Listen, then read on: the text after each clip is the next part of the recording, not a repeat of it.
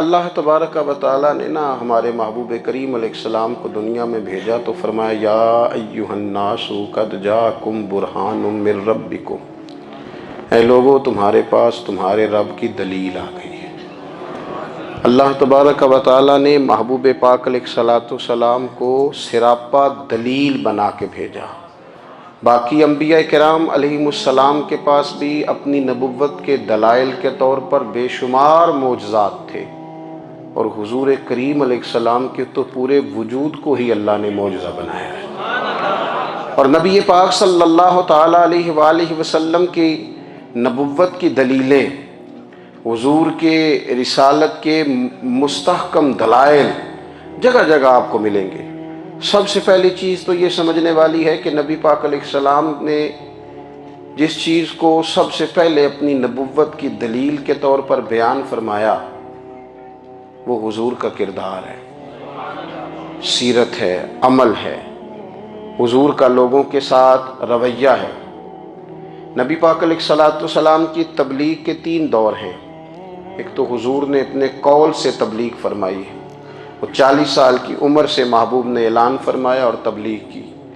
اور ایک نبی پاک صلی اللہ تعالیٰ علیہ وسلم بالواسطہ حضور کی تبلیغ ہے جو آج تک جاری ہے۔ امت کے علماء، مشائخ، مبلغین حضور کے دین کو آگے پھیلا رہے ہیں، تو دراصل یہ بھی تبلیغ رسول پاک علیہ السلام ہی کی تبلیغ۔ اور ایک حضور کی تبلیغ کا دور ہے، حضور کی پیدائش سے لے کر ولادت مبارکہ سے لے کر حضور علیہ السلام کے اعلان نبوت تک۔ اس دوران نبی پاک نے جو تبلیغ فرمائی ہے وہ اپنے کردار سے فرمائی ہے۔ عرب کا وہ معاشرہ جو بڑا میلا کچیلا گدلا ہو چکا تھا، جس کے اندر سراسر مادہ پرستی کا زور تھا، جس کے اندر لوگ انسانوں کی خرید و فروخت کرتے تھے، جس کے اندر بیٹیوں کو زندہ دفن کر دیتے تھے، جس کے اندر جو آدمی جتنا زیادہ مضبوط ہوتا تھا اتنا زیادہ لٹیرا بن جاتا تھا، اس معاشرے کے اندر رسول کریم علیہ السلام نے 40 سال گزارے، اور اس طرح گزارے کہ جو بیگانے بھی تھے وہ بھی کہا کرتے تھے یہ صادق ہیں، یہ امین ہیں۔ اور جب حضور نے اعلان نبوت کیا تو فرمایا، یہ قرآن مجید کے لفظ ہے، فرمایا فَقَدْ لَبِثْتُ فِيكُمْ عُمَرًا مِّن قَبْلِهِ أَفَلَا تَعْقِلُونَ، میں تمہارے بیچ عمر کا ایک حصہ گزار چکا ہوں، تمہیں عقل نہیں ہے، شعور نہیں ہے۔ نبی کریم علیہ السلام نے اپنے کردار کو، اپنے عمل کو اپنی نبوت کی دلیل کے طور پر بیان فرمایا۔ وہ تو حضرت حلیمہ بھی فرماتی ہیں نا، جب میں نبی کریم علیہ السلام کو اپنے گھر لے گئی تو میرا اپنا بچہ بھی دودھ پیتا تھا، 2 میرے بیٹے ہو گئے، ایک میری یہ نسبی اولاد اور حضور میری رضائی اولاد۔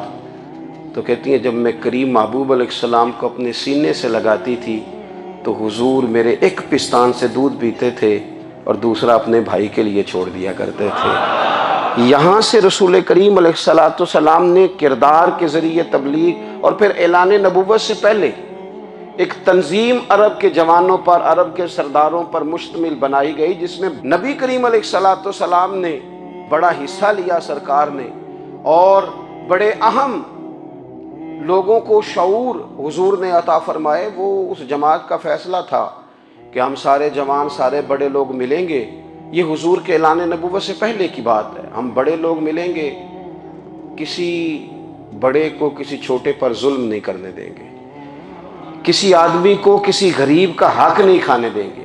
حضور علیہ السلام نے نا اپنے کردار سے، اپنے عمل سے، اور آپ کا جو عمل ہوتا ہے نا وہ اصل ہوتا ہے۔ ایک ہوتا ہے آپ کوئی بات کرتے ہیں، اور ایک ہوتا ہے کہ آپ کوئی عمل کرتے ہیں۔ آپ جب عمل کرتے ہیں تو عمل کے ذریعے بھی لوگوں تک بات پہنچتی ہے کہ دراصل آپ کا اٹھنا بیٹھنا چلنا پھرنا کیا ہے۔ میرے رسول کریم علیہ السلام کا اٹھنا بھی ایک نبی کا، بیٹھنا بھی ایک نبی کا، بات کرنا بھی ایک نبی کا، معاملات زندگی کرنا بھی ایک نبی کا، لین دین کرنا بھی ایک نبی کا۔ ایک شخص کہتے ہیں میں نے اعلان نبوت سے پہلے حضور علیہ السلام سے کوئی چیز خریدی تھی، اور میں نے عرض کیا تھا آپ یہاں تشریف رکھیں، میں پیسے لے کے آتا ہوں۔ میں 3 دن کے بعد آیا۔ دیکھو یہ بات کرنی کتنی آسان ہے، بولنی کتنی آسان ہے، پر 3 دن یہاں میرے بھائی کو، کسی شخص کو 2 گھنٹے انتظار کرنا پڑ جائے تو لوگ کہتے ہیں الانتظار اشد من القتل، یہ تو قتل سے زیادہ تکلیف والا معاملہ ہے، منتظر رہنا کسی کا۔ کہتے 3 دن کے بعد میں آیا تو میرے رسول کریم وہیں تشریف فرمایا، بس اتنا فرمایا یار تم نے مجھے بڑی تکلیف میں ڈال دیا، 3 دن ہو گئے یہاں رکے ہوئے۔ تو حضور نے اپنے کردار کو، اپنے عمل کو، اپنے معاملات کو سب سے پہلے اپنی نبوت کی دلیل کے طور پر پیش کیا۔ کسی نے کیا خوب کہا تھا کہ جو تیری جان کے دشمن ہیں وہ بھی کہتے ہیں، وہ جو تیری جان کے دشمن ہیں، بظاہر تو آئے ہیں نا ہجرت کی رات جان لینے، لیکن امانتیں حضور کے گھر میں رکھی ہوئی ہیں، امانتیں کاشانہ نور پہ پڑی ہیں۔ وہ جو تیری جان کے دشمن ہیں وہ بھی کہتے ہیں کہ امین تو ہے اور صداقت کی آبرو تو ہے، امین بھی تو ہے، صداقت کی آبرو تو ہے۔ تو پہلے کردار۔ پھر دوسری بات، اللہ تعالیٰ نے اپنے محبوب علیہ السلام کو اپنا مطلق نائب بنا کر، اپنا محبوب اعظم بنا کر، ویسے ہی سارے انسانوں کے بارے میں کہا وَإِذْ قَالَ رَبُّكَ لِلْمَلَائِكَةِ إِنِّي جَاعِلٌ فِي الْأَرْضِ خلیفہ، میں زمین میں اپنا نائب بنانے والا ہوں۔ لیکن حضور علیہ السلام تو محبوب ہے نا، حضور کی نیابت تو محبوبیت کے درجے پر فائز ہے۔ تو رسول پاک کو رب کریم نے اس طرح کا بنا کے بھیجا کہ حضرت عبداللہ ابن رواحہ رضی اللہ تعالیٰ عنہ بیان فرماتے ہیں کہ اگر حضور کوئی معجزہ نہ بھی دکھاتے، نبی کریم علیہ السلام سے کوئی اعجاز لوگ نہ بھی دیکھتے، تو محبوب کا تو چہرہ ہی اس طرح کا تھا، لوگوں نے دیکھتے جانا تھا اور کلمہ پڑھتے جانا تھا۔ لیکن باوجود اس کے میرے رسول پاک کا اعجاز یہ ہے، کمال یہ ہے کہ حضور کبھی اشارہ کر دیں تو چاند 2 ٹکڑے ہو جائے، کبھی دعا مانگ دیں تو ڈوبا ہوا سورج واپس آ جائے، کبھی محبوب گزرنے لگیں تو پتھر آپ پر سلام پڑھیں، کبھی حضور پہاڑ پر چڑھ جائیں تو پہاڑ وجد میں آ کر جھومنے لگے، محبوب کا کبھی نماز پڑھاتے ارادہ بن جائے تو اللہ تعالیٰ قبلے کا رخ ہی تبدیل فرما دے۔ کیا خوبصورت سوچ ہے اور کیا نظریہ دیتے ہیں بریلی کے امام۔ فرماتے ہیں اجابت کا جوڑا عنایت کا صحرا، دلہن بن کے نکلی دعائے محمد، اور اجابت نے جھک کر گلے سے لگایا بڑی ناز سے جب دعائے محمد۔ دیکھو خدا کی رضا چاہتے ہیں دو عالم، خدا چاہتا ہے رضائے محمد صلی اللہ تعالی علیہ وسلم۔ اور ایک مقام پہ فرماتے ہیں نائب دست قدرت پہ لاکھوں سلام، نائب دست قدرت پہ لاکھوں سلام۔ تو اللہ تعالیٰ نے نبی پاک صلی اللہ تعالی علیہ وسلم کو جو اعجاز۔ پھر ایک اور بات، وہ بھی تو جواب میں تمہارے ماں باپ کو دے گا نا۔ تو فی نفس ہی یہ تم نے خود ظلم کیا ہے اپنے ماں باپ پر۔ کیوں تم نے ایسا لہجہ اختیار کیا کہ جس سے سامنے والے کی انا جاگ جائے اور وہ تمہارے مقابلے میں آ کر کے کھڑا ہو جائے؟ کیوں تم نے اس طرح کے انداز اختیار کیے کہ جس سے سامنے والا بھی سارے پنجے کھڑے کر کے باہر نکل آئے اور کہے آ جاؤ پھر میں ابھی میدان میں حاضر ہوں؟ رسول کریم کی فصاحت، بلاغت دیکھیں نا، حضور 2-4 جملوں میں ساری بات سمجھا جاتے ہیں۔ ایک حدیث پاک اگر ہماری سمجھ میں آ جائے، ایک روایت، نبی پاک صلی اللہ تعالی علیہ وسلم نے فرمایا خوبصورت مسلمان وہ ہے جو بے مقصد باتوں کو چھوڑ دے۔ لو اس سے پوری زندگی سجائی جا سکتی ہے، ایک جملے سے پوری زندگی سواری جا سکتی ہے، کوئی لمبی چوڑی باتوں میں جانے کی ضرورت نہیں۔ کہا خوبصورت مسلمان یہ ہے جو بے مقصد باتوں کو چھوڑ دے، لا یعنی باتوں کو، کیا کہتے ہیں ہمارے دیہات کے لوگ، جڑے پنڈ جانا نہیں ادھر راہ پوچھنے دی۔ لیکن آج کل لوگ باز آندے، یعنی جس بات کا بالکل تعلق نہیں نا وہ بات بھی کرتے جاتے ہیں، جس کا شعبہ ہی نہیں وہ بھی چھلانگ لگا لگا کے اس میں آ جاتا ہے۔ ہم اپنا وقت ضائع کرتے ہیں، اپنی صلاحیتیں ضائع کرتے ہیں، اپنا نقصان کرتے ہیں۔ ہم اپنا کام صحیح کر کے نہیں کرتے اور دوسری ساری دنیا کو ٹھیک کرنا چاہتے ہیں۔ او بھائی آپ جس جگہ جس شعبے سے تعلق رکھتے ہیں آپ اپنے معاملات میں مضبوطی پیدا کریں۔ حضور نے اپنی فصاحت کے ساتھ، بلاغت کے ساتھ لوگوں کو قائل کیا، اور قرآن مجید کی تاثیر کا یہ اثر میرے کریم رسول نے دکھایا کہ رات کو جب حضور بیٹھ کے قرآن پاک پڑھتے تھے نا، جب یاسین والے نبی خود یاسین کی تلاوت کریں، جب طٰہٰ والے محبوب خود طٰہٰ کی تلاوت کریں، غور کرو نا، جب مدثر والے محبوب خود ان جملوں کو ادا کریں، یعنی جن کے بارے میں آیت آئی ہے، جب وہی یہ آیت پڑھیں کہ انا اعطیناک الکوثر، یعنی جن کا ذکر ہو رہا ہے، جب وہ یہ بات کریں کہ یا ایھا النبی انا ارسلناک شاہدا ومبشرا ونذیرا لتؤمنوا باللہ ورسولہ وتعزروہ وتوقروہ وتسبحوہ بکرۃ واصیلا، جن کے بارے میں آیت آئی ہے، جب وہ یہ کہہ رہے ہوں کہ ورفعنا لک ذکرک، جب وہ کہہ رہے ہوں والضحیٰ واللیل اذا سجا، ذرا اس کیفیت کو دیکھیں جب محبوب خود پڑھ رہے ہوں، اور جو حضور پر آئی ہیں اس کا ذائقہ، اس کا لطف، اس کا انداز بھلا کیا ہوگا۔ حضور جب رات کو پڑھتے تھے نا قرآن پاک، تو جو پکے کافر تھے نا، ابو جہل جیسے لوگ، وہ بھی جھاڑیوں میں چھپ چھپ کے مدینے والے کی تلاوت سنا کرتے تھے، حضور کی تلاوت سنا کرتے تھے۔ یہی بہتر ہے کہ پردوں میں وہ پردہ پوش رہے، وہ اگر پردے ہٹا دے تو کسے ہوش رہے۔ رسول کریم علیہ السلام کی تلاوت کا سننا، قریب جانا، یہ اعجاز ہے۔ حضرت فاروق اعظم کہتے ہیں میں طبیعت کا بڑا ڈاڈا تھا، مزاج کا بڑا سخت تھا، زندگی ہمیشہ ڈٹ کر گزاری، باتوں پر کھڑا رہنا آتا تھا، پر جب میری بہن نے مجھے چند آیتیں سنائی نا تو میں تڑپ ہی گیا۔ گھروں آیا سا مار مقامنے نو، ہن مینو مار دے لے چلو، اوے متے عمر دی عمر برباد ہو جائے، جتھے عمر سوار دے لے چلو۔ یہ اعجاز ہے رسول کریم صلی اللہ تعالی علیہ وسلم پر نازل ہونے والی کتاب کا۔ پھر حضور نے خبریں دی، نبی پاک نے خبریں دی، حضور نے فرمایا روم فتح ہوگا، وہ ہوا۔ نبی کریم علیہ السلام نے فرمایا شام فتح ہوگا، تو شام فتح ہوا۔ فرمایا ایران فتح ہوگا، تو ایران فتح ہوا۔ سراقہ بن مالک کہتے ہیں ایک گاؤں پر بھی مسلمانوں کی حکومت نہیں تھی، ایک گاؤں پر۔ حضور مکہ مکرمہ سے نکل رہے تھے، مدینہ طیبہ تشریف لے جا رہے تھے، ابھی راستے میں تھے، میں 100 سرخ اونٹوں کے لالچ میں معاذ اللہ حضور کو گرفتار کرنے پہنچ گیا۔ محبوب نے حکم دیا، حضور کا معجزہ میں نے آنکھوں سے دیکھا، میرا گھوڑا زمین میں دھستا چلا گیا، میں نے معافی مانگی، حضور نے معاف کر دیا۔ میں نے سمجھا اچانک ہو گیا ہے۔ یہ منوانا بھی بڑا مشکل کام ہے۔ شجر و حجر پہچان گئے، انسان کی نظروں میں شاکی رہا۔ یہ کچھ ایسے لوگ ہیں جن کو منوانا توبہ توبہ، ماننے کو تیار نہیں، دیکھ دیکھ کے بھی ماننے کو تیار ہے نہیں، ماننے کو تیار ہی نہیں۔ کہتے ہیں کہ میں نے پھر چاہا آگے بڑھنا، تو پھر زمین کے اندر میرے گھوڑے کے پیر دھنسنے لگے، پھر معافی مانگی۔ کریم تیرے معاف کرنے کی ادا پہ بھی قربان جائیں۔ یہ نہیں فرمایا کہ تو بار بار یوں ہی کرتا ہے، فرمایا معافی مانگتا ہے، جا میں نے معاف کیا۔ کہتے ہیں 3 دفعہ میں آگے بڑھا، 3 دفعہ حضور نے معاف کیا، تو مسکرا کے فرمانے لگے تو یہاں مجھے گرفتار کرنے آیا ہے، وہ کیسر روم کا علاقہ فتح ہوگا۔ وہ کنگن جو پہنتا ہے نا ہاتھوں میں، بادشاہ کے کنگن معروف ہیں، وہ تیرے ہاتھوں میں آئیں گے۔ اللہ کرے آپ سمجھیں، یہ جو لوگ ڈری ڈری سہمی اور ہمارے بچے مایوسی کی معاذ اللہ باتیں کرتے ہیں، وہ دیکھیں حضور کس طرح کی گفتگو فرماتے ہیں۔ ابھی ایک گاؤں پر بھی اسلام کی حکومت نہیں، لیکن حضور کا خبر دینے کا انداز۔ کریم فرمانے لگے وہ کیسر روم کے جو کنگن ہوں گے وہ تیرے ہاتھوں میں آئیں گے۔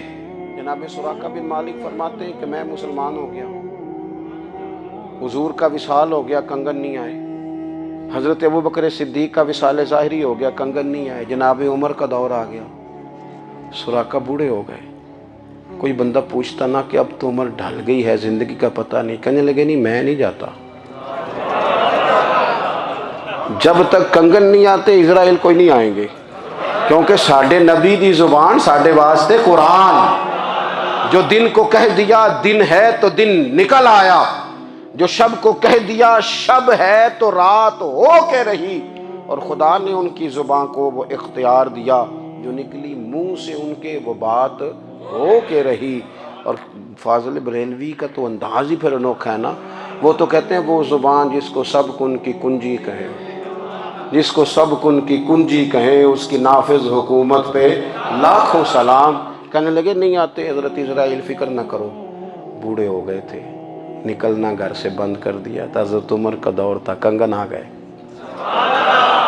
حضرت فاروق اعظم نے ان کے پوتوں سے، نواسوں سے، بچوں سے کہا جاؤ بلا کے لاؤ، کا دادا جان بوڑھے ہیں، فرمایا تم کان میں کہہ دینا کنگن آ گئے، پھر تم دیکھنا تو صحیح۔ پھر حضرت سراقہ آئے، حضور نے جو خبریں دیں، نبی پاک علیہ الصلوۃ والسلام نے جو گزشتہ قوموں کے احوال بیان کیے، اور پھر میرے نبی پاک علیہ الصلوۃ والسلام نا دنیا میں عزتیں دینے آئے، عزتیں۔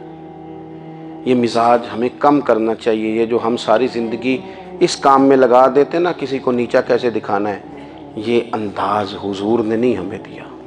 اب دیکھو حضور تشریف لائے تو ہمیں پتہ چلا کہ حضرت یوسف جیسا سونا کوئی نہیں، حضور تشریف لائے تو ہمیں پتہ چلا کہ حضرت داؤد جیسی خوبصورت آواز کسی کی نہیں، حضور تشریف لائے تو ہمیں پتہ چلا کہ جناب عیسیٰ علیہ السلام کا فقر اختیاری کس طرح کا تھا، محبوب تشریف لائے تو ہمیں پتہ چلا کہ حضرت موسیٰ کا جلال کس طرح کا تھا۔ یہ تو حضور آئے تو نبی پاک علیہ السلام نے اس کی بھی عظمت بیان کی، اس کی بھی شان بیان کی، حضور نے بتایا کہ ابو بکر صدیق کی شان کیا ہے، فاروق اعظم کا مرتبہ کیا ہے، عثمان غنی کی حیا کیا ہے، مولا علی کی شجاعت کیا ہے، اہل بیت نبوت کی عظمت کیا ہے۔ حضور آئے عزتیں دینے، ماں کو عزت دی مدینے والے رسول نے، کہا جس کا باپ راضی ہو گیا اس کا رب راضی ہو گیا، فرمایا جو 2 بیٹیاں 3 بیٹیاں 4 بیٹی بہنیں یا 1 بیٹی یا بہن بیاہ کے آ گیا نا، اس طرح میری 2 انگلیاں جڑی ہوئی ہیں، میرے ساتھ جڑ کے جنت میں جائے گا۔ رسول کریم صلی اللہ تعالی وسلم نے عزت دی، عزت دی۔ حضور عزتیں دینے، کوئی اعزاز نہیں، ان پڑھ بندہ ہے، سادہ ہے، غریب ہے، مزدوری کرتا ہے، ہاتھوں پہ چھالے، یا رسول اللہ اس کا بھی کوئی اعزاز ہے؟ قربان جائیں، میرے کریم نے عزت دی، فرمایا محنت کر کے روزی کمانے والا تو اللہ کا دوست ہے، یہ اینٹیں اٹھانے والا، یہ مشقتیں کرنے والا، یہ صبح دیہڑی پہ جانے والا، یہ بیچارہ جو اچار سے روٹی کھاتا ہے، تو نے ہر شخص کی قسمت میں یہ عزت لکھی اور آخری خطبے کی صورت میں وصیت لکھی۔ رسول کریم نے ہر بندے کو اعزاز دیا، عظمتیں دی، حضور عزتیں دینے آئے، نبی پاک علیہ السلام نے اعزازات دیے، حضور نے نوازا، یہ ساری چیزیں میرے رسول پاک کی تشریف۔ اور پھر یہ جو حضور کے صحابہ اور اہل بیت ہیں نا، یہ بھی میرے نبی پاک کی نبوت کی دلیل ہے، اتنی جلدی انقلاب آیا نہیں کرتے، وہ کل تک جو رہزن تھے حضور نے راہبر بنا دیے، وہ لوگ جو کل تک ایک دوسرے کے گلے کاٹ کے کھاتے تھے، ایک دوسرے کو مارتے تھے، تکلیف پہنچاتے تھے، برادری ازم پہ لڑتے تھے، حضور نے بھائی بھائی بنا دیے، ایک پلیٹ میں کھانا کھانے لگے، سیدنا بلال حبشی، صہیب رومی، سلمان فارسی، حضور نے یوں کر کے ملا دیا۔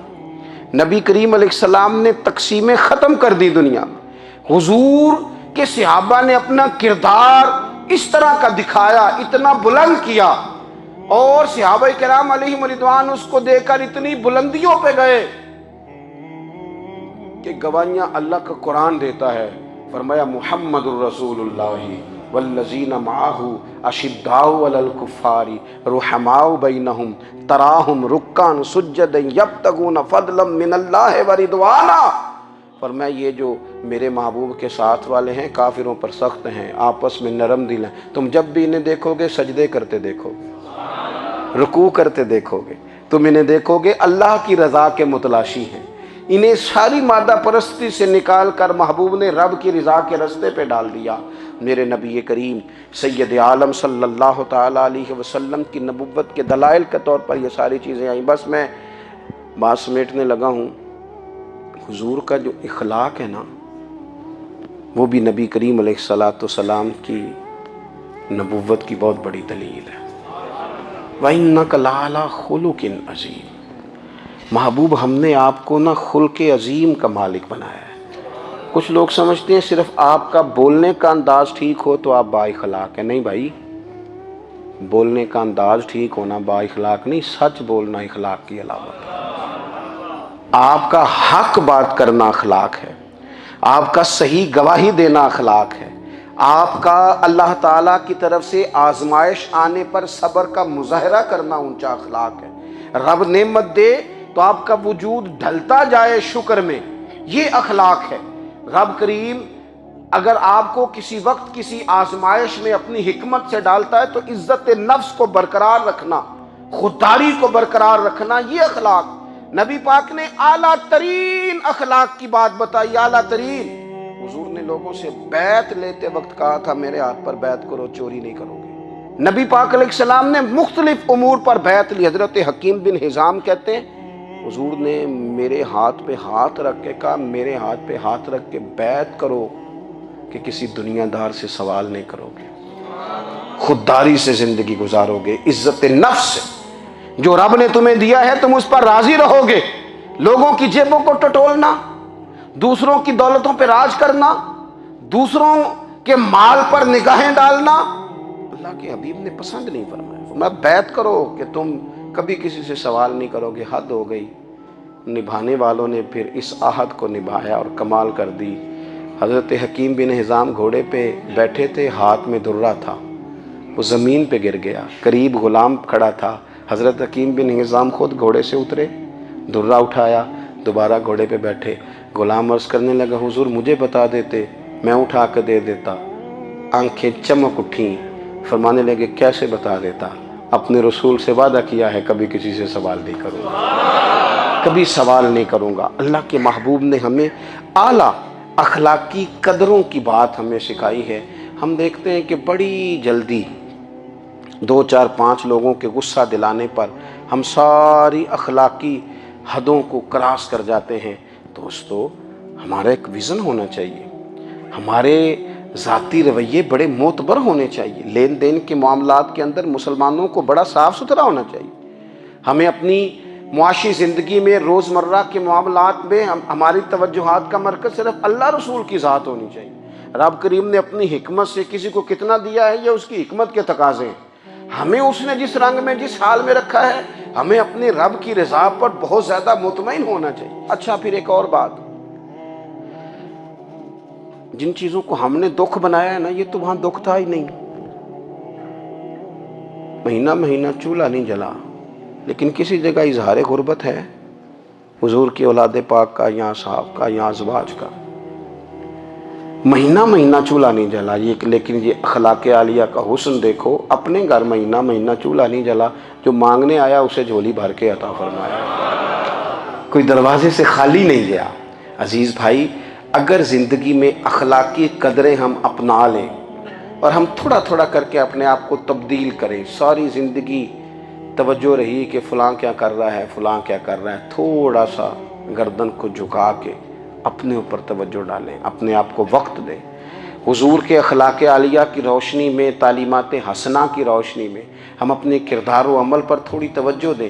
اس وقت بہت بڑی تعداد میں امت مسلمہ ہے، اور ایسا نہیں ہے کہ دولت نہیں ہے، دولت سے بھی سرشار ہیں۔ ہمارے ہاں بڑے بڑے انجینئر ہیں، بڑے بڑے ڈاکٹر ہیں، لیکچرار ہیں، ہمارے پاس بڑے بڑے ہاسپٹل ہیں، بڑا کچھ ہے، لیکن کردار و عمل کے بادشاہ، اپنی زندگی تقوی کی روشنی میں گزارنے والے ان لوگوں کی تعداد کم ہے۔ اگر کوئی آج بھی سارے کام نیک کرے لیکن جائیداد میں سے بیٹی کا حق رکھ جائے تو پھر اس نے کیا میلاد منایا؟ اگر آج بھی جو 2 4 لوگ بیچارے اس کے زیر دست ہیں، ملازمین ہیں، ان کے ساتھ اس کا رویہ انتہائی سخت ہو تو اس نے کیا میلاد منایا؟ اگر آج بھی وہ برادری ازم کی بنیاد پر دوستیاں کرے اور چھوٹے بڑے کی وہ تقسیم رکھے، جسے حضور نے فرمایا کہ قبیلے تو تعارف کے لیے، ورنہ کسی عربی کو اجمی پر، گورے کو کالے پر کوئی فضیلت نہیں۔ اگر کوئی آج بھی اس برادری ازم کا قائل ہے پھر اس نے کیا میلاد منایا؟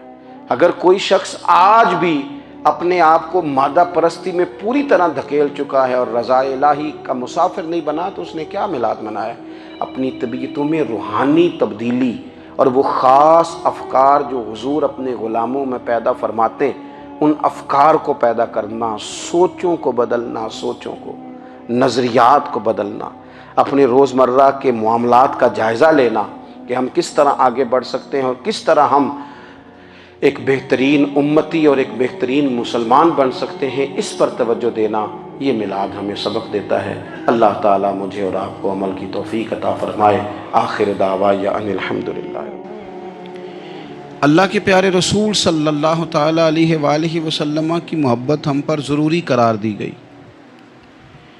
جس طرح حدیث پاک میں یہ فرمایا گیا نا کہ تم اتنی دیر تک مومن نہیں ہو سکتے جب تک ہر چیز سے بڑھ کر، ہر شخص سے بڑھ کر نبی پاک علیہ السلام سے پیار نہ کرو، اسی طرح قرآن مجید نے فرمایا کہ فلا و ربک، اے محبوب ہمیں آپ کے رب کی قسم، اے محبوب آپ کے رب کی قسم، لا یؤمنون حتی یحکموک فیما شجر بینہم، یہ اس وقت تک مومن نہیں ہو سکتے جب تک اپنے ہر معاملے میں آپ کو حاکم تسلیم نہ کر لیں، یا آپ کو حاکم تسلیم کر لیں، ہر بات میں آپ کا حکم ماننے لگیں تو آپ کا رب پھر ان کو مومن مانے گا۔ ہر معاملے میں، نماز پڑھنے میں بھی نبی پاک کا حکم ماننا ہے، اور شادی کرنے میں بھی نبی کریم کا حکم ماننا ہے، روزہ رکھنے میں بھی حضور کا حکم ماننا ہے، اور تجارت کرنے میں بھی نبی کریم علیہ السلام کا حکم ماننا ہے۔ جس طرح ہم لوگوں نے نوافل پڑھنے میں، تلاوت کرنے میں رسول کریم علیہ السلام کی بات کو سننا ہے، اسی طرح ہم نے فیصلے کرنے میں، کچہری میں جانے میں، عدالت میں پہنچنے میں، وہاں بھی ہم نے نبی کریم صلی اللہ تعالیٰ علیہ وسلم کی بات پر ہی غور کرنا ہے، اور سرور کائنات علیہ السلام کو ہر معاملے میں از اول تا آخر اپنا حاکم تسلیم کرنا ہے۔ جب ہم اس مفہوم کو سادہ لفظوں میں لیتے ہیں نا کہ ہر معاملے میں حضور سید عالم صلی اللہ علیہ وسلم کا قول فیصل ہوگا، تو پھر ہم کہتے ہیں کہ دنیا میں جب نظام مصطفیٰ نافذ ہو پھر حضور کا قول فیصل ہے۔ یعنی جس طرح حضور کی بات مسجد کے ممبر سے مانی جا رہی ہے، اسی طرح پارلیمنٹ میں بھی اسی طرح حضور کی بات کو تسلیم کیا ہے۔ جس طرح نبی پاک علیہ الصلوۃ والسلام کی بات کا نفاذ ہم نماز روزے کے معاملے میں غور سے سنتے ہیں، مسئلہ پوچھتے ہیں، باریک ہو کے چلتے ہیں، اسی طرح جب جج فیصلہ کرے تو پھر بھی اس نے رسول اللہ صلی اللہ علیہ وسلم کے دین کو ہی دیکھنا ہے۔ نظام مصطفیٰ صلی اللہ علیہ وسلم جب نافذ ہوگا، دنیا میں حضور کا قانون جب نافذ ہوگا، تو پھر ٹھنڈی ہوا چلے گی۔ مسلمانوں کا یہ مسئلہ ہے کہ یہ نبی پاک سے پیار تو کرتے ہیں اور الحمدللہ بڑا کرتے ہیں، لیکن یہ پیار کو جہتوں اور سمتوں میں قید کرتے ہیں۔ یعنی مسجد میں آ کے درود شریف پڑھتے وقت اگر حضور کے غلام ہوتے ہیں تو فیصلہ کرتے وقت اور اپنے حق میں فیصلہ سنتے وقت، اس وقت بھی ہمیں نبی پاک کا ہی غلام ہونا چاہیے۔ ہمیں ووٹ لیتے وقت بھی حضور کے غلام، اور ووٹ دیتے وقت بھی نبی پاک صلی اللہ علیہ وسلم کے غلام۔ جب تک نظام نافذ نہیں ہوتا، نظام، یورپ کو آپ کی نماز سے تکلیف ہی کوئی نہیں تو نماز پڑھنے کے لیے مسجدیں بنانے کی اجازت دیتے ہیں، قرآن پاک جتنا مرضی آپ وہاں پڑھیں وہ اجازت دیتے ہیں، آپ زکاتیں دیں جتنی مرضی، وہاں سے لوگ چندے اکٹھے کر کے یہاں نہیں لے آتے، کریں جو مرضی۔ ان کو آپ کی نہ نماز سے پریشانی ہے، نہ مسئلہ زکوٰۃ سے پریشانی ہے، نہ صوم و صلات سے مسئلہ ہے، ان کو تو مسئلہ یہ ہے کہ کچہری میں کہیں نبی پاک کا دین نہ آ جائے، ان کو تو مسئلہ یہ ہے کہ کہیں پارلیمنٹ میں حضور کا دین نہ آ جائے۔ دو قومی نظریے کیا ہیں اور نظریہ پاکستان کیا ہے جس کی بنیاد پر پاکستان بنا؟ بڑے ٹھنڈے دل سے میری بات کو سمجھیے گا۔ پاکستان اگر اچھی سڑکوں کے لیے، ترقی کرنے کے لیے بنا تھا تو یہ ترقی ہندوستان میں رہ کے بھی ہو سکتی تھی۔ انڈیا والے کہتے ہیں کہ ہم نے ترقی نہیں کرنی، کچی سڑکوں پہ چلنا ہے، ہم نے ٹیکنالوجی نہیں بنی، یہ کام وہاں بھی ہو سکتا تھا۔ اگر آپ یہ کہیں کہ پاکستان جمہوریت کی مضبوطی کے لیے بنایا تھا کہ ڈکٹیٹر کوئی نہیں آئے گا، صرف جمہوری قوتیں کام کریں گی، تو جمہوریت میں تو انڈیا بظاہر آگے نکل گیا ہے، ان کی جمہوریت تو زیادہ اچھی نظر آتی ہے، کبھی ڈکٹیٹر نہیں آیا۔ آپ نے پاکستان کیوں بنایا؟ اگر آپ نے یہی کام کرنے تھے، فحاشی اور یانی اور جو مرضی جس کے من میں آئے کرے، اور کوئی فرق نہ ہو یہاں کے اور وہاں کے کلچر میں، رشوت خوری، بھتہ خوری اور ناجائز فروشی، سارے کام اگر ہونے تھے تو یہ کام وہاں بھی ہوتے ہیں۔ پاکستان کیوں بنا؟ کیوں اتنی ساری 40,000 لوگوں نے اپنی جانوں کی قربانیاں دیں؟ دنیا کی سب سے بڑی ہجرت ہوئی ہے، سب سے بڑی، جب پاکستان بنا، یہ سب سے بڑی ہجرت تھی، اتنی بڑی ہجرت ہی کبھی نہیں ہوئی کیوں اتنا کچھ ہوا؟ وہ اس لیے ہوا کہ ہمیں بتایا گیا تھا کہ وہاں نہ سوشلزم، نہ وہاں خالی جمہوریت کا راگ الاپا جائے گا، بلکہ ایک بلند نعرہ لگایا گیا تھا۔ نعرہ کیا تھا؟ پاکستان کا مطلب کیا؟ پاکستان کا مطلب کیا؟ لا الہ الا اللہ محمد رسول اللہ صلی اللہ علیہ۔ یہ عنوان بنایا گیا۔ غریب آدمی کو بتایا گیا کہ جب پاکستان بنے گا تو وہاں حضور کا نظام نافذ ہوگا، جاگیردار کی اور غریب کی تفریق ختم ہوگی۔ جس طرح امیر کے بچے کو کالج میں داخلہ ملے گا، غریب کے بچے کو بھی ملے گا۔ وہاں بتایا گیا کہ لوگ وہاں ہر لحاظ سے اپنے آپ کو برابر سمجھیں گے۔ وہاں وہی بات ہوگی جو جناب صدیق اکبر کرتے تھے، وہاں وہی جملے دہرائے جائیں گے جو حضرت عمر فرماتے تھے، وہاں اسی طرح غریب پر سخاوت کی جائے گی، اسے دیا جائے گا جس طرح حضرت عثمان غنی کرتے تھے۔ وہاں اسی طرح فقر کا دور دورہ ہوگا، سادگی کا حسن ہوگا، اپنائیت کا نور ہوگا جو مولا علی شیر خدا نے عطا فرمایا تھا۔ اس سوچ کی بنیاد پر پاکستان بنایا گیا، اس سوچ کی بنیاد پر، اور اسی سوچ کو آگے لے کر کے جایا گیا۔ کوئی سیاسی پارٹی اب یہ بات نہیں کرتی۔ دو قومی نظریے کا معنی یہ تھا کہ ہندو الگ قوم ہے، مسلمان ایک الگ قوم ہے، ان کا رہنا سہنا، اٹھنا بیٹھنا، کھانا پینا الگ ہے، ہمارا اٹھنا بیٹھنا، کھانا پینا، سارے معاملات الگ ہیں، تہذیب و تمدن الگ ہے، لہذا ہمیں الگ سے خطہ چاہیے جہاں ہم اسلامی نظریات کے مطابق آزاد ہو کے اپنا وقت گزار سکیں۔ اس دو قومی نظریے کی بنیاد پر، پہلے تو علامہ اقبال اس کے قائل نہیں تھے۔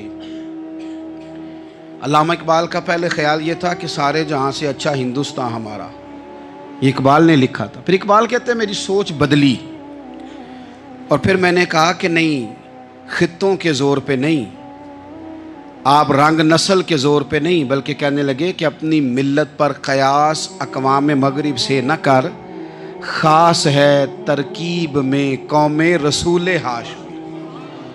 آپ جو تقسیم کریں گے، یہ جو تقسیم ہوئی ہے نا عرب کی، یہ مذہب کی بنیاد پہ نہیں ہوئی، یہ تو ان کی ذاتی لڑائیاں تھیں، چھوٹا سا دبئی بن گیا، چھوٹا سا مسقط، چھوٹا سا ابو ظبی، یہ تو ان کی ذاتی لڑائیاں تھیں، قبیلوں کی لڑائیاں تھیں، جنگیں تھیں، چھوٹے چھوٹے ملک الگ سے تقسیم ہو گئے۔ یہ مذہب کی بنیاد پہ ایسا نہیں ہوا۔ دنیا میں جتنی ریاستیں ٹوٹ کر بڑی ریاستوں سے الگ ہوئیں تو اس میں یہ تھا کہ ہماری قوم الگ ہے، ہم سردار علیحدہ سے ہیں، اس لیے ہم علیحدگی پسند ہیں۔ دنیا کے اندر دو ہی وطن ہیں جو دین کے نام پہ بنے، دو ہی اسٹیٹ ہیں جو اسلام کے نام پر وجود میں آئیں، پہلی مدینہ منورہ ہے اور دوسری پاکستان ہے۔ خالص مذہب کے نام پر یہ دو ریاستیں وجود میں ہیں، ایک مدینہ طیبہ اور دوسرا پاکستان۔ پاکستان کا مطلب کیا؟ لا الہ الا اللہ محمد رسول اللہ صلی اللہ علیہ وسلم۔ اس بنیاد پر اس وطن کو، خطے کو حاصل کیا گیا، یہی نعرہ لگایا گیا، یہی نعرہ محمد علی جناح لگاتے تھے، یہی ڈاکٹر اقبال لگاتے تھے، یہی نعرہ چودھری رحمت علی لگاتے تھے، یہی وہ نعرہ تھا جس نعرے کو تحریک پاکستان کے قائدین نے آگے پہنچایا۔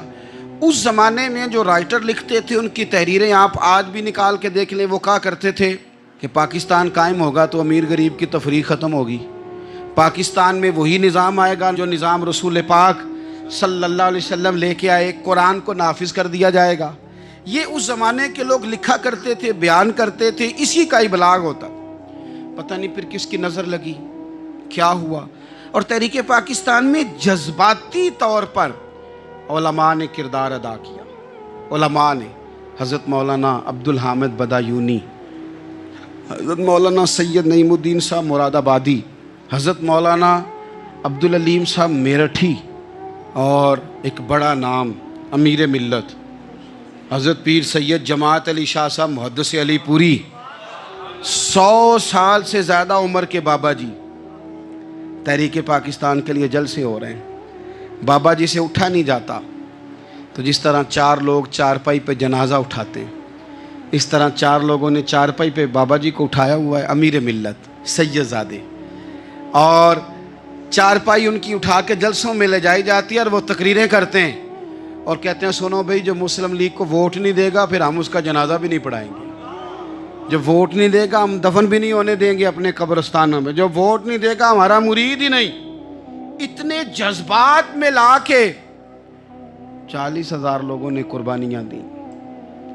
ایک نظریہ تھا کہ ہندو الگ قوم ہے، مسلمان ایک، اور پھر پاکستان بنایا گیا۔ آج کیا دھما چوکڑی ہے، کیا ذاتوں پاتوں کی بنیاد پر؟ یہ تو ہندوؤں کا طریقہ تھا کہ وہ ذاتیں پاتیں گنتے تھے کہ یہ برہمن ہے، یہ شوتری ہے، یہ کھتری ہے، یہ فلانا ہے، یہ ہمارے گھر نہیں آ سکتا، یہ نیچ ہے۔ اور اگر آج اس ملک میں بھی الیکشن ذات کی بنیاد پہ لڑا جائے اور یہاں بھی صرف اس لیے سپورٹ کیا جائے کہ یہ میری برادری کا ہے، صرف اس لیے سپورٹ کیا جائے کہ میرا قبیلہ ہے، پہلے دیکھا جائے کہ یہاں کون سی برادری مضبوط ہے تو اس کینڈیڈیٹ کو ٹکٹ دیا جائے، تو پھر کیا آپ نے وطن بنا کے کیا کمال کیا؟ تو اس کا ایک نظریہ ہے۔ کیا نظریہ ہے کہ مسلمانوں کا رہنا، اٹھنا، بیٹھنا، کھانا، پینا الگ ہے۔ دیکھو ایک سادی سی بات ہے، یا آپ نے داڑھی رکھنی ہے، مونچھیں رکھنی ہے، تو اس پر بھی نبی پاک صلی اللہ علیہ وسلم نے کہا کہ الگ سے تمہاری شناخت ہونی چاہیے، الگ سے۔ فرمایا تم نے یہودی چونکہ مونچھیں بڑی رکھتے تھے، فرمایا تم نے داڑیاں بڑی کرنی ہیں، مونچھیں پست رکھنی ہیں، یہودیوں کی مخالفت کرنی ہے۔ یہ لفظ ہیں حدیث میں ساتھ۔ سادی سی بات ہے نا، پگڑی باندھنی ہے، باندھ لے کوئی آدمی۔ ہمارے پنجاب میں لوگ پگڑی بھی کہہ دیتے ہیں، صافہ بھی کہہ دیتے ہیں، کلہ بھی کہہ دیتے ہیں، جو جس کے من میں آیا۔ لیکن حضور نے تاکید لگائی، فرمایا خاص ہے یہ بھی، یہ اسلام کا کلچر ہے، کلچر الگ سے ہے۔ فرمایا یہودی بغیر ٹوپی کے سر پہ پگڑی باندھتا ہے، تم نے پہلے ٹوپی پہننی ہے پھر پگڑی باندھنی، یہودی کی مخالفت کرنی۔ یہ الگ کلچر ہے، الگ تہذیب ہے مسلمانوں کی، خاص ہے ترکیب میں قوم رسول ہاشمی۔ آپ کی عدالت میں وہ والا نظام نہیں ہوگا جو امریکہ میں ہے، آپ کی عدالت میں وہ والا نظام نہیں ہوگا جو برطانیہ میں ہے، آپ کے پارلیمنٹ میں وہ نظام نہیں چلے گا یورپ کا، برطانیہ کا، فلانے کا ہے۔ آپ کی پارلیمنٹ میں، آپ کی عدلیہ میں وہ نظام چلے گا جو قرآن کا ہے اور رسول اللہ کے فرمان کا ہے۔ یہ نظریہ تھا، نظریہ۔ اب اس نظریے کی لوگ بات ہی نہیں کرتے، عوام بھی نہیں کرتی، بالکل نہیں۔ میں بڑی دیر سے رو رہا ہوں، بہت سارے بڑی بڑی گدیوں کے پیر بھی نہیں کرتے۔ ان کو پتہ ہے کہ اگر نظام مصطفیٰ نافذ ہوتا ہے تو مجھے بھی بتانا پڑے گا کہ 80 مربع کہاں سے آئے، مجھے بھی بتانا پڑے گا کہ یہ جو میں 1.25 کروڑ کی کار میں گاڑی میں گھومتا ہوں تو یہ کہاں سے آئی، حساب دینا پڑے گا۔ اور پھر جب پاکستان بن گیا، قربانیوں کے بعد بنا، آپ نے ناراض نہیں ہونا، میرا مہاجر فیملی سے تعلق ہے، جو عزیز رشتہ دار قریبی یہاں رہتے تھے نا، مقامی، وہ تو مہاجروں میں رشتہ داری نہیں کرتے تھے۔ صحیح کہہ رہا ہوں؟ کہتے مہاجر ہے، اچھا جی غیر مسلم ہے، جگہ نہیں دیتے تھے رہنے کو۔ میں کیسے آپ کو بات بتاؤں؟ پھر اس چھوٹی چھوٹی غلطیوں کو لوگوں نے ووٹ بنا کے بڑی بڑی قتل و غارت نہیں کی اس ملک میں۔ اتنا بڑا تکلیف والا منظر تھا۔ میرے دادا جی کی فیملی ساری پاکستان آئی تھی، دادی کی نہیں آئی تھی۔ 97 میں میری دادی کا انتقال ہوا، وہ آخری دن تک رویا کرتی تھی، اے جی پتر پتہ نہیں میرے پرا ہیں کہ فوت ہو گئے، پتہ نہیں میرا کوئی چچا ہے کہ سارے چلے گئے۔ کس لیے آپ نے، اگر یہی دھما چوکڑی سیاست کی کرنی تھی، ذات پات آپ نے رکھنی تھی، تو وہاں کوئی دکھ تھا؟ یہ تماشے تو وہاں بھی ہو رہے۔ وہ آخری دن تک رویا کرتی تھی۔ اب تو خیر آنکھیں بڑی جدید ان کا آپریشن ہوتا ہے، تو ایک زمانے میں آنکھوں کا آپریشن ہوتا تھا، ڈاکٹر کہتے تھے لائٹ بند رکھو، سبز رنگ کی پٹی باندھو، 4 گھنٹے کے بعد دارو ڈالنا ہے آنکھ میں، ڈراپس ڈالنے۔ میں 4 گھنٹے کے بعد ان کی آنکھوں میں ڈراپس ڈالنے جاتا تھا، تو کبھی کبھی مجھے بٹھا لیتی تھیں، تو کہتی تھیں کہ پتہ نہیں کوئی بچا ہے کہ نہیں بچا، پتہ نہیں اب کوئی ہے کہ نہیں، پتہ نہیں کوئی ان میں سے ہوگا کہ نہیں۔ پتر میں تینوں دساں ساڈے پنڈ کس طرح دا ہوندا سی، میں تمہیں بتاؤں فلانی چیز۔ پھر جنہاں نے اعلان کیا تھا کہ ملک بن گیا، کہتی تھی ہم نے بڑا کہا اپنے رشتہ داروں سے کہ چلیں، پر وہ کہتے تھے یہ تو تھوڑے دنوں کی بات ہے، سب نے واپس آ جانا ہے۔ میں نے 2 دفعہ یہ ماحول دیکھا ہے، اٹاری اسٹیشن پہ، واگا بارڈر پہ، ایئرپورٹوں پہ، ایک بھائی ادھر ہے ایک ادھر ہے، اس طرح تڑپ کے روتے ہیں جب لوگ انڈیا پاکستان آتے جاتے ہیں۔ کیوں آپ نے یہ سارا کچھ کیا؟ صرف ایک نعرہ تھا کہ پاکستان کا مطلب کیا؟ لا الہ الا اللہ محمد الرسول اللہ۔ صرف ایک نعرہ تھا کہ یہاں ہم حضور کا دین لے کے آئیں گے، وہ دین تم لائے نہیں۔ انہیں نوابوں، وڈیروں، چودھریوں کے ذمے تم نے کام لگا دیا، اپنے ملک میں حضور کے نظام کے لیے جد و جہد کریں۔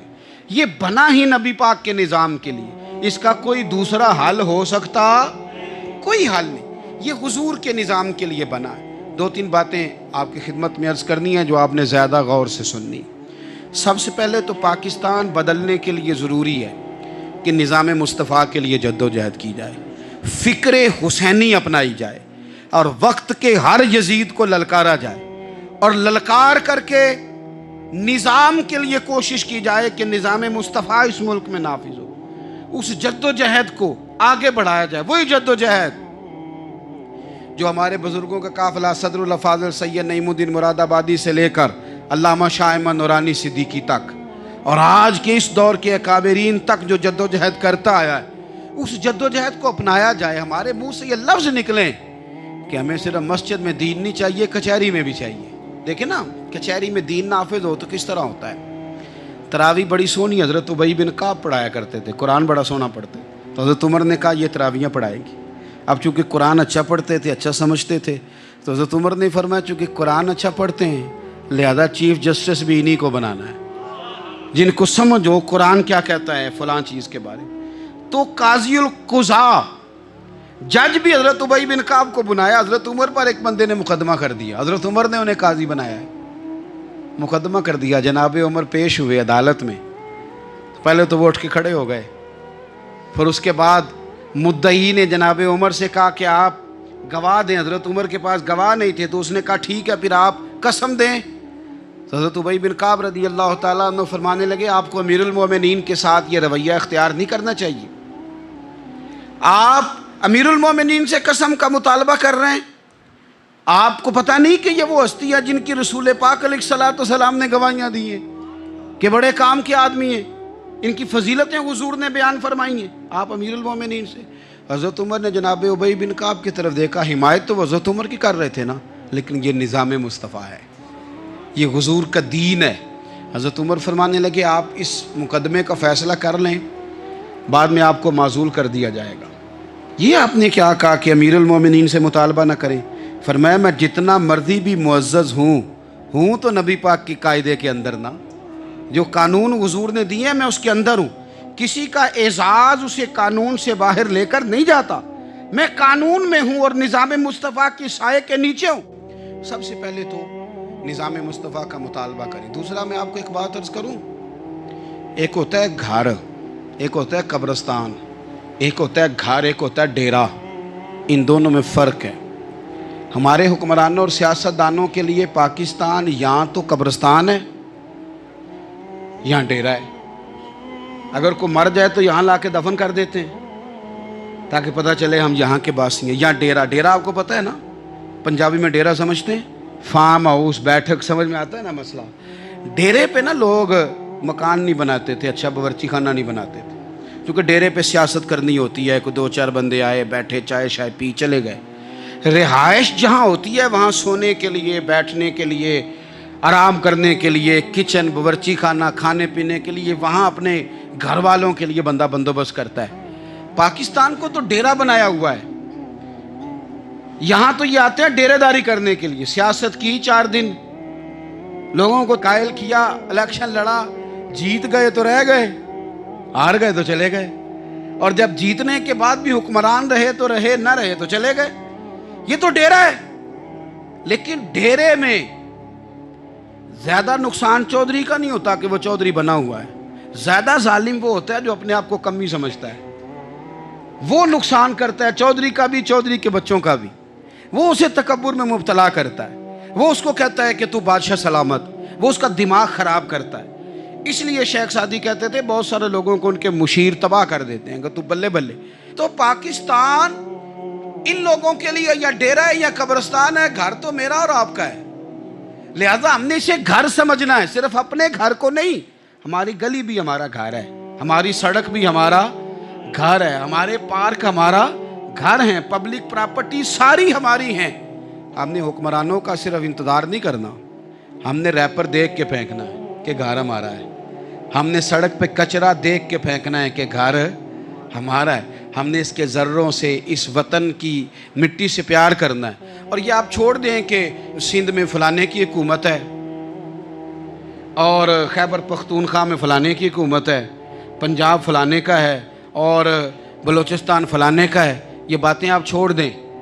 خیبر پختونخوا بھی درویشوں کا ہے، حضرت بابا عبد الرحمن کا ہے، پیر آف مان کی شریف کا ہے خیبر پختونخوا، سندھ حضرت عبداللہ شاہ غازی کا ہے، اور پنجاب بابا فرید کا ہے اور داتا علی اجمیری کا ہے۔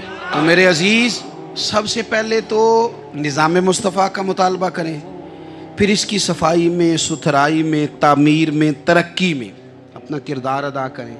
تیسری بات یہ کہ لوگوں کو یہ بات سمجھائیں ایک دوسرے کو کہ بہت زیادہ خود غرض نہ بنیں، فقط اپنے گھر کی فکر چھوڑ دیں۔ یہ ملتوں کا طریقہ نہیں، قومیں اس طرح نہیں بنتی۔ فقط اپنے گھر کی فکر کرنا، ایسی ہوا چلی ہے کہ ہر شخص سوچتا ہے تمام شہر جلے بس ایک میرا گھر نہ جلے۔ یہ فکر چھوڑ دیں۔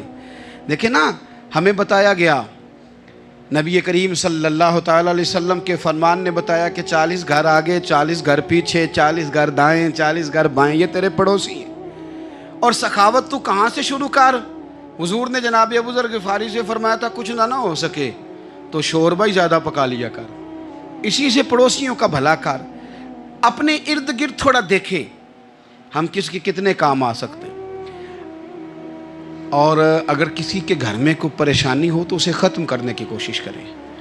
اگر ہمارے دائیں بائیں کوئی آدمی کسی غلط چیز میں ملوث ہو تو دور کرنے کی کوشش کریں۔ کیوں بھلا؟ اس لیے کہ پڑوسی کے گھر کی آگ صرف اس لیے نہیں بجھانی چاہیے کہ اس کا گھر نہ جل جائے، پڑوسی کی آگ اس لیے بھی بجھا دینی چاہیے کہ اگر اس کے گھر سے آگ نہ بجھائی تو وہ ہمارے گھر بھی آ جائے گی۔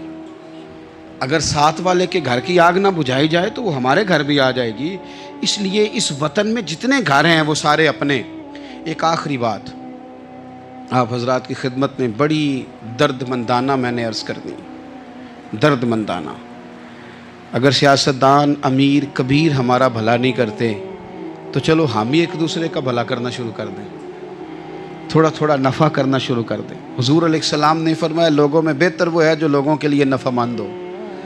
اگر بہت زیادہ اونچے درجے کا افسر اگر ہمیں لگتا ہے اللہ ماشاءاللہ کہ وہ کرپٹ ہے، تو جہاں جہاں ہم بیٹھے ہوئے ہیں جس جگہ پہ، ان جگہوں پہ ہی ہم ایک دوسرے کا بھلا کرنے لگ جائیں۔ چلو مہربانی کرے ریڑھی والا یہ سوچ لے کہ میں نے وہ پھل نہیں لے کے جانا جو لوگوں کو بیمار کر دے گا، چلے سبزی والا یہ سوچ لے کہ یہ والی سبزی اب اتنی تباہ کن ہو گئی ہے کہ بیمار کرے یہ کام، چلو میڈیکل سٹور والا ہی مہربانی کرے کہ میں نے دعائیں صرف وہ لے کے آنی ہیں جو فائدہ مند ہیں، جو دعائیں ایکسپائر ہو گئی ہیں جن میں کوئی مسئلہ بن گیا ہے وہ میں نے کام نہیں کرنا۔ اور چلو کریانے والا ہی مہربانی کر دے، وہ بیسن ہی صحیح لے آئے یار، وہ والا نہ بیچے جو لوگوں کے لیے نقصان کا باعث، وہ بوتلیں اصلی بیچے نقلی نہ بیچے، کیونکہ وطن ہمارا ہے۔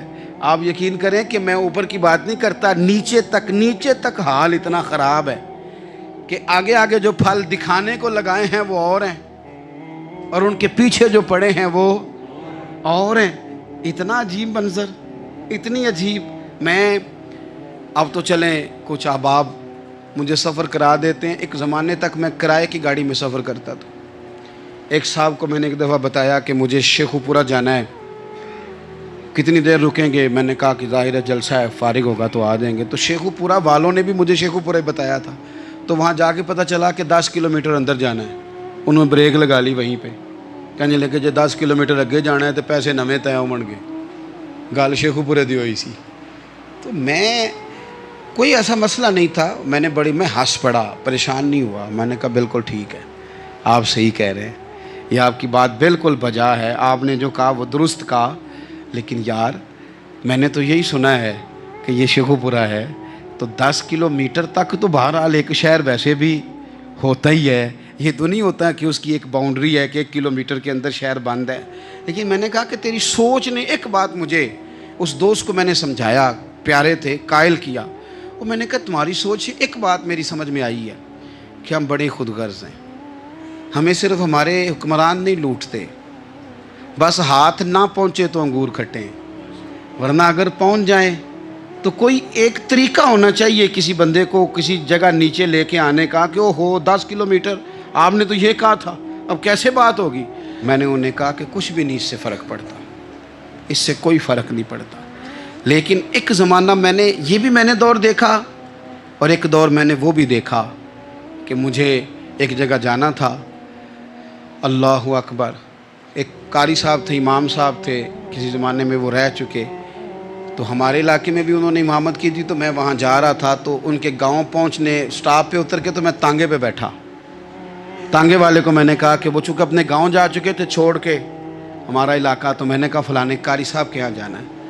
تو نیچے اتر کے، تانگے والا ظاہر ہے کار والے سے تو غریب ہی ہوتا ہے، تو میں نے اس تانگے والے سے کہا کہ میاں کرایہ کتنا تیرا بنتا ہے؟ کہنے لگا میں مولوی صاحب دے پرونے کو کرایہ نہیں لیندہ، اس لیے کہ انہوں نے ہمیں قرآن پاک پڑھایا ہے، اور انہوں نے ہمیں. اور پھر میں وہ تانگے والا، اس کے کپڑے، اس کی طامت، اس کا سارا کچھ سادہ.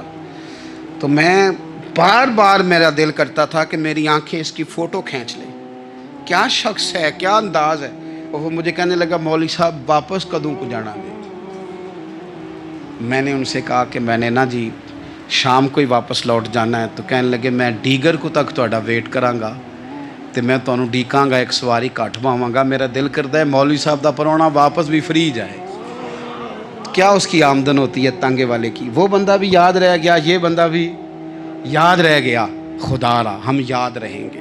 مہربانی کریں آپ ایک دوسرے کا تھوڑا تھوڑا بھلا کریں، ایک دوسرے کی تھوڑی تھوڑی خیر کریں، ایک دوسرے کا تھوڑا تھوڑا نظریہ.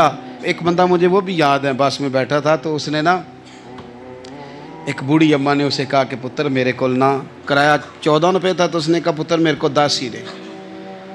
تو اپنا اپنا رویہ ہوتا ہے. تو وہ کنڈکٹر جو تھا گاڑی کا، وہ کہنے لگا اماں جی اتر کے گا نہیں جے جانا؟ کہنے لگی پتر وے جانا ہے، پیدل ٹر جائیں گی، غریب ہے میرا پتر، زیادہ پیسے نہیں کماندا، تو 10 روپے ہی نے. تو وہ کلینڈر بھی مجھے یاد رہ گیا، اس نے 10 بھی اماں کو واپس کر دی. کہنے لگا اماں جی کوئی گل نہیں، ساری دیہڑی کمائی دے ہی نے، اللہ دیونے والا ہے، تسی پیدل نہ جاویو، اے 10 روپے رکشے والے نو دئیو تاکہ تانوں گھر چ. او یار ایک ایک قطرہ اس ملک میں، ایک ایک آنسو کسی کا پوچھ لو، زیادہ نہیں، ایک ایک دو دو آنسو پوچھو گے تو بڑے لوگ رونا چھوڑ دیں گے. ایک ایک دو دو آنسو پوچھ لو گے تو بڑے لوگ ہیں رونا چھوڑ دیں گے. میں چونکہ غور سے چیزوں کو، میرا حافظہ بڑا اچھا ہے تو میں دیکھتا رہتا ہوں. میری ہمشیرہ کی شادی تھی تو میں نے ایک فرنیچر والے سے بات کی. میں نے کہا بھائی اس طرح کر کے فرنیچر بنانا ہے. تو کہنے لگا گھر واسطے یا کسی تھی نو دینا جے؟ وڈیرے بابا جی. میں نے کہا جی نہیں. کہنے لگا حضرت جی جویں دل کرے گا کر لیا جے، تیاں تہانیاں دا اونج بھی حصہ ہوندا ہے. تو میں بیٹیوں کے لیے بھائی نہ کوئی اس میں کمی ہوئی، غریب آدمی تھا، نہ میں نے کوئی کمی کی، ہو گئی بات. پر بابا تو یاد رہ گیا نا. بھائی تھوڑا تھوڑا نا، یہ وطن ہمارا ہے، تیاں بھی سانجیاں ہوندیاں نے تے انہاں دے دکھ بھی سانجے. اسی بڑے چنگے لوگ جے، ساڈے وڈیرے سانو یہ نہیں سن کہندے فلانے دا جوائی ہے، وہ سانو کہن سن ساڈے پنڈ دا جوائی ہے. اور چودھریوں کا بچہ بھی اتر کے سلام کر کے کہتا تھا پا جی تہاڈا بیگ میں نہ چالا، کار نہ چھڈ آواں. اپنا کلچر واپس لے آؤ. نہیں چاہیے ہمیں زیادہ موبائل، کونی ضرورت ہمیں ٹیکنالوجی کی، کونی اتنی لمبی چوڑی فوٹو کی. واپس آؤ. بیٹی اس پنڈ ہی ساڈی تھی ویائی ہے، اتھے جدو برات جائے گی تو اس تھی دا بھی تحفہ جائے گا، کیونکہ اتھے یہ واپس آ جاؤ. نہ اتنے جدید بنو کہ خود غرضی ہو، نہ یہ جملے بولو کہ میں ضرورت پڑے تو گدھے کو باپ بنا لیتا ہوں. اس طرح نہ کرو. اپنی ہی مٹی پہ چلنے کا سلیقہ سیکھو. کسی کے سنگ مرمر پہ چلو گے تو پھسل جاؤ گے. پیار بانٹیں، یہ وطن ہمارا ہے، ہم نے یہاں مل کے رہنا. چھوٹے چھوٹے تعاون ایک دوسرے کے ساتھ کرو گے تو وطن میں اخوت بڑھے، پیار بڑھے گا، للہیت میں اضافہ ہوگا.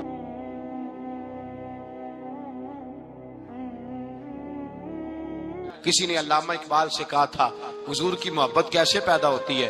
تو اقبال کہنے لگے درود زیادہ پڑھا کرو، سیرت زیادہ پڑھا کرو، سنا کرو. اور تیسرے لفظ اقبال کے حالات میں موجود ہے، کہنے لگے محفل میلاد کھل کے کیا کرو، رسول اللہ کا پیار پیدا ہوگا. حضور کے میلاد کی محفل کھل کے زیادہ کیا کرو، نبی پاک کا پیار پیدا ہوگا. اس پیار کے سوتے کو کبھی خشک نہ ہونے دے. ساری زندگی ایک بندہ کہتا رہے لا الہ الا اللہ، لا الہ الا اللہ، لا الہ. مسلمان ہو جائے گا؟ کیوں جی؟ اللہ کو تو مان رہا ہے، کہتا میں اللہ کے سوا کسی اور کو مانتا ہی نہیں. ساری زندگی اس نے پڑھا ہے، پر رب کہتا ہے مجھے تیرے کلمے کا اعتبار ہی نہیں. یا اللہ تجھے کب اعتبار ہوگا؟ فرمایا کہ اپنی زبان سے محمد الرسول اللہ، کہ اپنی زبان سے محمد الرسول اللہ، کہ جب تک تو میرے محبوب کا اقرار نہیں کرتا، اعلان نہیں کرتا، غلامی میرے نبی کی جب تک تو نہیں تھامتا، تب تک میں تیرے کلمے کا اعتبار نہیں کرتا۔ میرے بھائی یہاں دنیا میں بھی جب تک ذات رسالت کو نہ مانے، اس کا ایمان مکمل، حضور سے پیار نہ کرے تو ایمان مکمل، بھائی سمجھ لے، غور کرے، ایمان بھی مکمل نہیں۔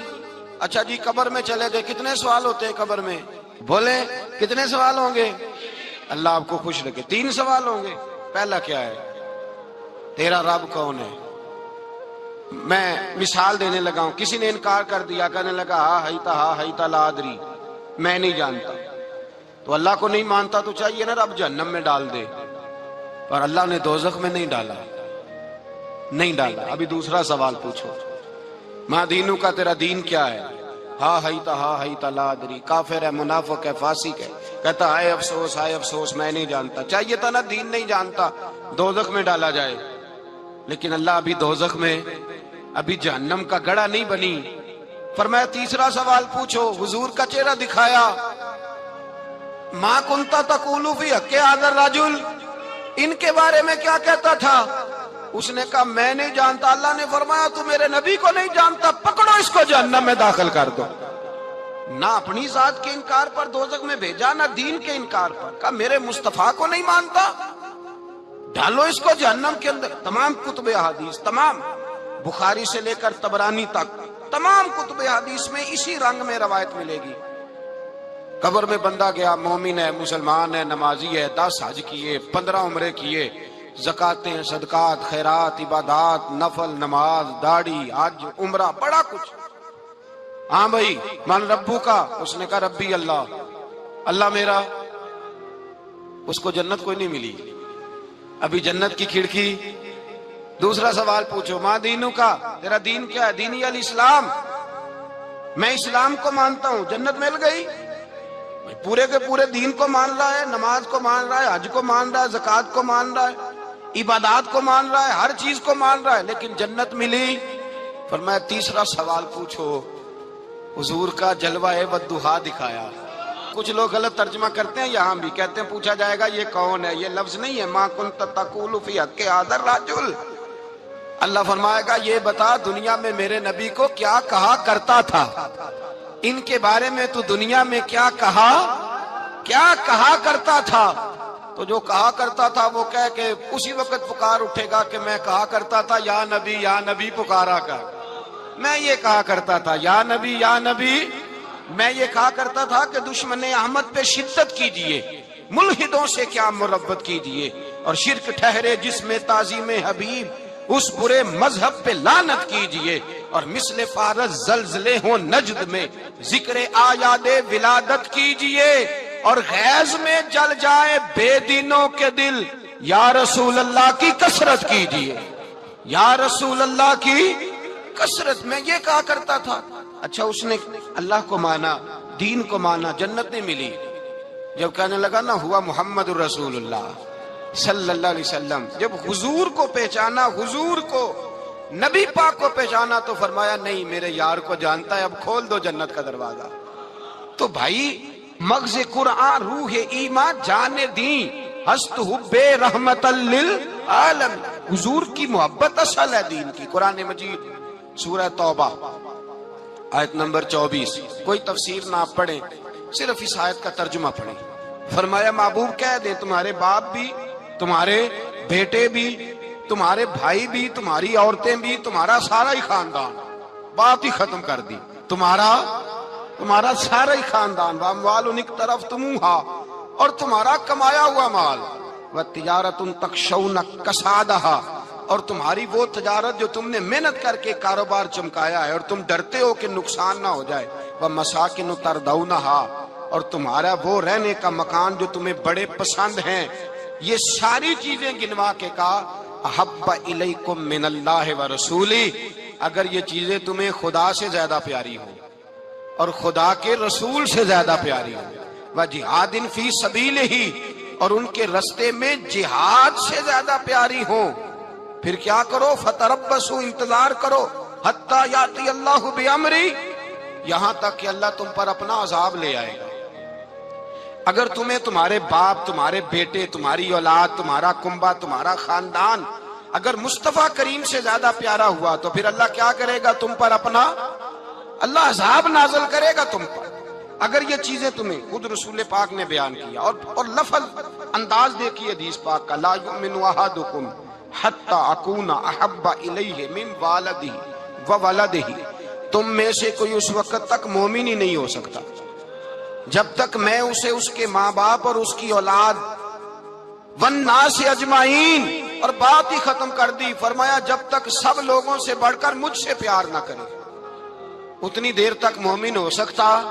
حضرت عمر حضور کی بارگاہ میں آئے، عام آدمی نہیں، جناب فاروق اعظم، نبی پاک صلی اللہ تعالی علیہ وسلم کی یہ حدیث سنی تو حاضر خدمت ہوئے، کہنے لگے یا رسول اللہ صلی اللہ علیہ وسلم، میں ہر چیز سے بڑھ کر آپ سے پیار کرتا ہوں، اور میں خالی نعرے لگانے والا نہیں، میں گھر سے تجربہ کر کے آیا ہوں، میں نے اولاد سامنے رکھی ہے، پھر آپ کا پیار سامنے رکھا ہے، حضور مجھے اولاد نہیں زیادہ پیاری، آپ زیادہ پیارے ہیں، اولاد زیادہ پیاری نہیں، ہم نے بھی کبھی سامنے رکھی ہے اولاد اور حضور کا پیار جی۔ میں حدیث پاک بیان کر رہا تھا تو روک گیا ہوں اچانک ہی، رکھی ہے کبھی سامنے جی؟ اگر رکھی ہوتی نا تو بیٹے کو پہلے بٹھا کے اس کو کہتے بیٹے پہلے قرآن سیکھ، پہلے حضور کا فرمان سیکھ۔ بیٹا جیسے ہی بڑا ہوتا کونپلیں داڑھی کی نکلتی، اگر حضور سے پیار ہوتا تو اماں اسے کہتی بیٹا داڑھی نہ مڈانا، یہ مصطفیٰ کا طریقہ ہے۔ اگر نبی پاک سے محبت ہوتی نا میرے بھائی، اگر کامل پیار ہوتا تو ابا جی نصیحت کرتے کہ بیٹا خبردار داڑھی چھوٹی بھی نہ کرانا، یہ رسول اللہ کی سنت ہے۔ لیکن ہم نے ابھی اس چیز کو سامنے، ابھی نعرہ ہی ہے، ابھی خالی میلاد میں ہی محبت کرتے ہیں، ابھی خالی معراج شریف والے دن ہی پیار کرتے ہیں، ابھی اس کے اصل رنگ تک نہیں آئے۔ سنیے اور غور کیجیے، حضرت عمر عرض کرنے لگے یا رسول اللہ صلی اللہ علیہ وسلم، میں نے اولاد سامنے بٹھائی ہے، پھر آپ کا چہرہ سامنے لایا ہوں، حضور مجھے اولاد نہیں پیاری، آپ ہی زیادہ پیارے۔ پھر عرض کی حضور میں نے کل کمائی، کل جمع پونجی لا کے اپنے سامنے رکھی ہے، مجھے مال پیارا نہیں، آپ زیادہ پیارے۔ یا رسول اللہ صلی اللہ علیہ وسلم، میں نے ماں باپ کے چہرے سامنے رکھے ہیں، بہن بھائیوں کو رکھا ہے، رشتہ داروں کو رکھا ہے، دوستوں یاروں کو رکھا ہے، مجھے وہ نہیں پیارے، آپ پیارے۔ اور حضور پھر میں نے اپنا علاقہ اور قبیلہ بھی سامنے رکھا ہے، حضور مجھے وطن سے پیار نہیں، آپ سے پیار ہے۔ اور محبوبہ حد ہو گئی، میں نے اپنی عزت بھی سامنے رکھی ہے، عزت بھی، لیکن محبوبہ مجھے عزت نہیں پیاری، آپ زیادہ پیارے ہیں۔ حق پسند لوگ تھے، سچی بات کرنے والے۔ حضرت عمر کہنے لگے یا رسول اللہ صلی اللہ علیہ وسلم، پھر میں نے اپنے نفس کو، اپنی جان کو، اپنی روح کو سامنے رکھا ہے، مجھے لگتا ہے کہ جان مجھے زیادہ پیاری ہے، یہ نہیں کہا کہ زیادہ پیاری ہے، مجھے، سمجھ رہے ہیں بات کو، مجھے لگتا ہے کہ جان مجھے آپ سے۔ میرے رسول پاک نے دست مبارک اٹھایا اور جناب عمر کے سینے پہ مارا، فرمایا عمر جا، ابھی تو تیرا ایمان ہی مکمل نہیں ہوا، اگر تو اپنی جان سے بڑھ کر مجھ سے پیار نہیں کرتا تو تیرا ایمان مکمل ہے، تیرا ایمان مکمل ہے، تیرا ایمان مکمل۔ حضرت عمر کہتے حضور کا ہاتھ لگا تو میں نے اعلان کیا، میں نے کہا محبوبہ تیرے دست مبارک نے خیر کر دی ہے، حضور اب مجھے آپ جان سے بھی زیادہ پیارے ہو گئے، آپ اشارہ کریں میں جان قربان کرنے کو بھی تیار ہوں۔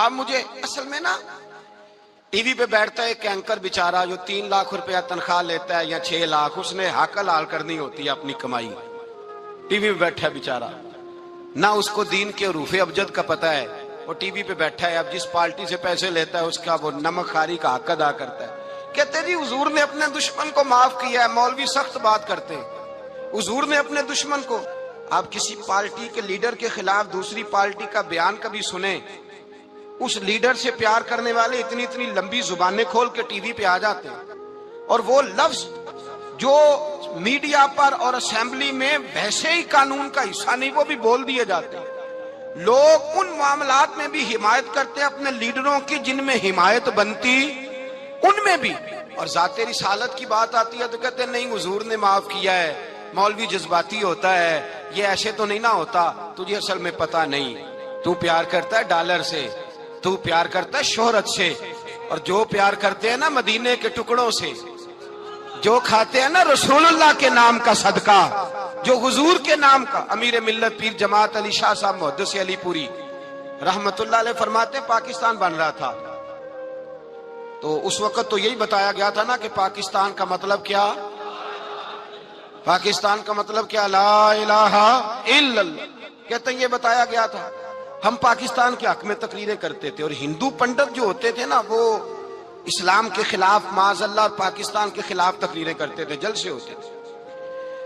پھر جماعت علی شاہ صاحب کہتے ہیں ایک جگہ ہندوؤں کا جلسہ تھا تو ایک پنڈت تقریر کر رہا تھا، اب سارے ہندو تھے، مسلمان تھا ہی کوئی نہیں، سب ہندو بیٹھے تھے اور وہ سن رہے تھے۔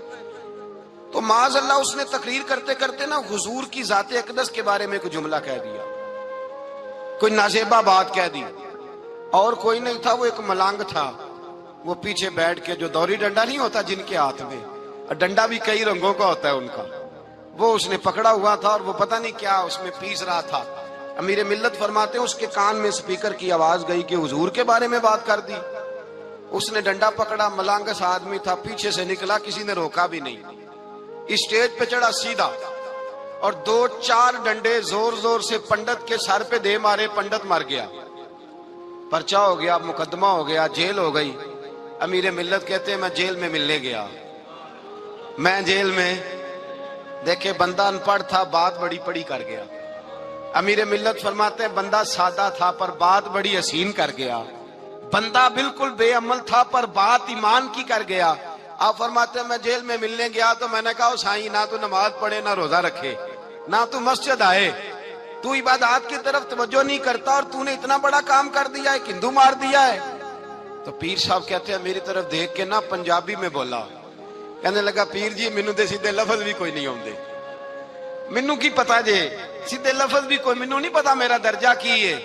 پیر صاحب میں نماز نہیں پڑھدا میری غلطی ہے، روزہ نہیں رکھدا ہے میری غلطی ہے، میں عبادت نہیں کردا میری غلطی ہے، پر پیر صاحب یہ تو نہیں نہ ہو سکدا کہ میرے سامنے کوئی میری اونچی تے سچی سرکار دی بے ادبی کر کے لنگ جائے۔ لفظ بڑے کمال کہہ گیا، کہنے لگا پیر صاحب میں گناہگار ہوں پر اپنے نبی کا غدار نہیں ہوں، گناہگار ضرور ہوں پر میں غدار نہیں کہ میرے سامنے کو رسول اللہ کے بارے میں آ کے پوچھ لیتے ہیں لوگ مسئلہ۔ کہتے ہیں ایک مولوی ملا تھا، کہہ رہا تھا حضور کو علم غیب نہیں، میں نے کہا تینوں ملیا سی مینوں ملدا دسنا سی، میں انہوں تجھے ملا تھا نا اور تو نے سن لی بات، کیسے سن لی، کیسے تیرے دل میں خیال آیا؟ وہ تیرے سامنے تیرے مصطفیٰ کے علم کی توہین کر گیا، وہ تیرے سامنے رسول اللہ کے اختیار کی توہین کر گیا، وہ تیرے سامنے بیٹھ کر نبی پاک کے صحابی کی بے ادبی کر گیا، حضور کی اہل بیت کی بے ادبی کر گیا، اور تو سنتا رہا، یہ ہو کیسے گیا؟ سنو میرے اعلیٰ حضرت فرماتے ہیں میرے باپ کو کوئی گالی نکالے میں سن لوں گا، میرے بڑوں کو کوئی برا بلا کہے میں سن لوں گا، لیکن اگر میرے مصطفیٰ کے بارے میں بات کرے گا تو زبان پکڑ کے کھینچ لوں گا، زبان کھینچوں گا۔ غیرت ایمانی پیدا کرے مغز قرآن روح ایمان جان دی ہست حب رحمت للعالمین۔ اگر حضور کا پیار نہیں تو ایمان مکمل، ہر چیز سے بڑھ کر ذات رسالت سے پیار، ہر چیز۔ حضرت سیدنا ابو بکر صدیق فرماتے ہیں میں حضور کے سامنے بیٹھا تھا، ایک شخص آیا، اس نے آ کر کے کہا یا رسول اللہ صلی اللہ تعالی علیہ وآلہ وسلم یہ میرے ہاتھ کے اندر خنجر ہے، میں قتل کر کے آیا ہوں۔ قاتل کھڑا ہوا، ایک طرف قرآن مجید کا حکم ہے کہ جس نے ایک آدمی کو قتل کیا پوری انسانیت کو قتل کیا، حضور یہ خنجر ہے قتل کر کے آیا ہوں۔ میرے مصطفیٰ نے فرمایا کس کو قتل کیا؟ عرض کی حضور سگی بہن کو مارا ہے، سگی بہن تھی میں نے قتل کر دی۔ میرے نبی پاک صلی اللہ علیہ وسلم نے فرمایا کیوں مارا؟ پیار نہیں تھا؟ کہا محبوبہ بہن سے کس کو پیار نہیں ہوتا، بڑا پیار تھا پر مارا کیوں؟ تو صحابی رونے لگے، کہنے لگے محبوبہ میں بڑا پیار کرتا تھا پر وہ کافرہ تھی، مشرکہ تھی، بڑا پیار کرتا تھا، جب بھی اس کے پاس جاتا وہ آپ کے بارے میں بات چھیڑ دیتی، میں اس کو کہتا سارا کچھ کر لے میرے نبی کے بارے میں بات نہ کرنا، میں ہر شے سہ لیتا ہوں پر مصطفیٰ کریم کی ذات کے بارے میں کوئی بات برداشت کرنے کی طاقت نہیں رکھتا، یہ والا جملہ نہ کہنا۔ میں اس کو روکتا، منع کرتا، وہ باز نہ آتی۔ کہتے ہیں آج اس نے اتنی سخت بات کی کہ میں اس کا گلا کاٹ آیا ہوں، قتل کر دیا ہے۔ حضور میرے لیے حکم کیا ہے؟ تو نبی پاک نے فرمایا جا تیرے اوپر کوئی سزا نہیں، تو نے جو کیا ہے اچھا ہی کیا ہے، نے اچھا کر ڈالا ہے جو تو نے کیا ہے۔ ایک صحابی نابینا تھے، آنکھوں سے نظر نہیں آتا تھا، رشتہ کوئی نہیں دیتا تھا، معذور آدمی تھے، نکاح ہوا، شادی ہوئی، 2 بیٹے دیے اللہ نے، گھر بس گیا، بیوی کپڑے دھو کے دیتی، خدمت کرتی، روٹی پکا کے دیتی، بچے بڑے حسین تھے، اور وہ صحابی خود فرماتے ہیں، نابینا صحابی کہتے ہیں موتیوں کی طرح کے میرے بچے، جو بھی آتا آ کے کہتا تیرے موتیوں کی طرح کے لال ہیں۔ لیکن آپ فرماتے ہیں ایک صبح اعلان ہو گیا، مدینے میں شور ہو گیا، کچھ نابینا صحابی کی بیوی قتل ہو گئی، کسی نے خنجر کے دبایا، مر گئی ہے۔ کہتے ہیں اس کے لواحقین اکٹھے ہوئے، در رسالت مآب پہ آئے، آگے کہنے لگے حضور ہمارا قاتل ڈھونڈ کے دیں، ہماری بیٹی کو کس نے مارا؟ میرے رسول پاک نے مجمع پہ نظر ڈالی، فرمایا بھائی مجھے کہنے کی ضرورت نہ پڑے، اگر قاتل موجود ہے تو خود اٹھ جائے۔ خود اٹھے، وہ نبینا صحابی بیچ میں سے اٹھ کے کھڑے ہو گئے، کہنے لگے سونیا قاتل کوئی بار نہیں، میں خود قاتل ہوں، میں نے مارا ہے، میں قاتل ہوں، میں نے مارا ہے۔ مصطفیٰ کریم سید عالم صلی اللہ علیہ وسلم نے فرمایا تجھے تو اس کی بڑی ضرورت تھی، بڑی حاجت تھی، تیری بیوی تھی، تیرا گھر سنبھالتی تھی، تیرے بچے تھے۔ صحابی عرض کرنے لگے حضور سارا کچھ ٹھیک تھا پر وہ آپ کی بے ادب تھی، حضور اس کے آنے سے میرا گھر بس گیا، روٹی پکنے لگی، کپڑے ملنے لگے، اولاد ہونے لگی، میں دنیا پہ آ گیا، لیکن محبوبہ میں نے وہ سکھ کیا کرنے ہیں جو تیری بے ادبی پر تعمیر کیے جائیں۔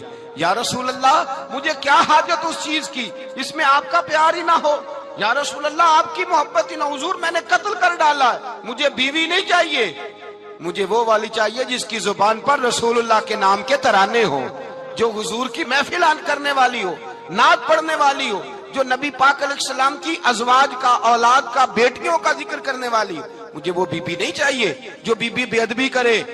میرے نبی پاک صلی اللہ علیہ وسلم نے محلے داروں سے پوچھا، فرمایا بات اس کی ٹھیک ہے؟ کہا حضور واقعی بے ادب تھی۔ نبی پاک نے فرمایا اٹھو پھر چلے جاؤ، اس نے انسان نہیں مارا، اس نے گستاخ رسول کو مارا ہے، اس نے ایک گستاخ رسول کو مارا ہے۔ بھائی یاد رکھیں نبی پاک کا پیار ایمان کا حصہ ہے، اس میں کوئی کمپرومائز نہیں، اس بات میں کسی قسم کی کوئی گنجائش ہے، ہمارا کسی شخص کے ساتھ کوئی رٹا نہیں زمین کا، اللہ جانتا ہے، ہم تو اختلاف کی خلیج کو کم کرنے والے لوگ ہیں، کوئی اختلاف نہیں، اللہ جانتا ہے، اور دل روتا ہے کہ امت کٹھی ہو جانی چاہیے۔ رمضان المبارک ہے، جمعے کا دن ہے، منبر پہ بیٹھا، دل روتا ہے کہ امت مسلمہ کٹھی ہونی چاہیے، لیکن میں اس شخص کے پاس جا کے کیسے بیٹھوں جو کہتا ہے کہ نبی معاذ اللہ مر کے مٹی میں مل گئے، جو یہ لفظ کہتا ہے کہ محمد کو کیا پتا دیوار کے پیچھے کیا ہے، جو یہ لفظ کہتا ہے کہ گائے بیل اور گدھے کا خیال آ جائے تو نماز نہیں ٹوٹتی، رسول اللہ کا خیال آ جائے تو ٹوٹ جاتی ہے۔ مجھے بتلائیے میرے بھائی کس طرح کمپرومائز ہوگا، کس طرح ایسے لوگوں کے ساتھ اتفاق ہوگا؟ رسول اللہ کی محبت دین کا حصہ ہے، اور یاد رکھ رہے ہیں اللہ جانتا ہے کسی کے ساتھ ہمارا کوئی جھگڑا نہیں، نہ نیاز کا، نہ فاتحہ کا، نہ ختم کا، نہ درود کا، اس کا دل کرے دلائے، جس کا دل کرے نہ دلائے، مستحب ہے۔ جھگڑا صرف یہ ہے کہ میرے رسول اللہ کی شان پر بات نہ کرو، میرے نبی پاک کی عظمت کے بارے میں بات، درد دل سے بات کر رہا ہوں، خدا را اس امت کی دلوں میں رسول اللہ کا پیار رہنے دو، نبی پاک کی محبت رہنے دو۔ صحابہ ہر حال میں حضور سے، حضرت ابو عبادہ بن جراح نے میدان کے اندر اپنے باپ کو قتل کیا، کس کو؟ باپ کو مارا۔ حضور سید عالم صلی اللہ علیہ وسلم نے کہا ابو عبادہ تو نے باپ ہی مار دیا ہے؟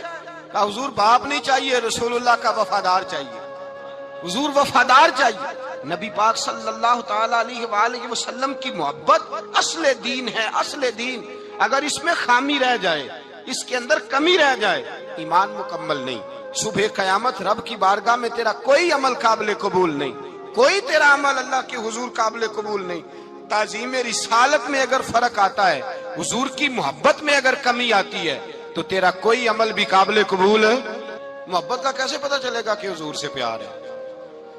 جی جو بندہ میلاد والے دن بھی سویا رہے، معراج شریف والے دن بھی بے ہوش ہو، رسول اللہ صلی اللہ علیہ وسلم کی ایک نعت بھی اسے یاد نہ ہو، اسے کبھی توفیق نہ ہو نعت سننے کی۔ یہ نعت پڑھتے ہیں نا حضرات تو کچھ لوگ جھومتے ہیں، کچھ مست رہتے ہیں۔ پتہ کیوں مست رہتے ہیں؟